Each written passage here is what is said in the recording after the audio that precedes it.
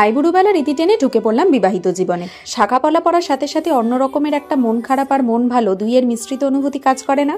যাই হোক, তারপর বিয়ের দিন সূর্য ওঠার আগেই দিদি, জামাইবাবু, বৌদি সবাই মিলে নিশি জল তুলে নিয়ে চলে এলো। সেদিনও ওই পিঙ্ক কালারের বান্দিস প্রিন্টের কটন কুর্তিটা পরেছিলাম। যেহেতু আমার বিয়ের আগের দিন শনিবার ও অমাবস্যা ছিল, তাই বিয়ের দিন সকালবেলায় শাখাপলা পড়তে হয়েছিল।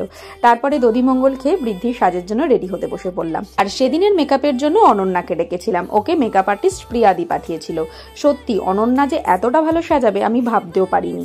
আর এই মুকুটটা নিয়েও আমি খুব টেনসড ছিলাম, জানো তো, যে আমাকে পরলে কেমন লাগবে। পরার পর দেখলাম মন্দ লাগছে না, কিন্তু এবার তোমরাই বলো। আর অন্যদিকে দেখো, আমার ব্যালকনিতে মিষ্টিও তার মেকআপের সাঙ্গপাঙ্গ নিয়ে বান্ধবীর গায়ে হলুদের সাজ শুরু করে দিয়েছে। আর এই পুরো সাজানোটার জন্য আমাদের ডেকোরেটরস পার্থদাকে অসংখ্য ধন্যবাদ। আর এদিকে সত্যি কথা বলতে কি বলতো, নিজের হাতটাকে মনে হচ্ছে বারবার দেখি। যাই হোক, তারপরে আমি বিয়ের পুজোয় বসে পড়লাম। সেটা শেষ হওয়ার পরেই গায়ে হলুদের জন্য রেডি হয়ে নিলাম।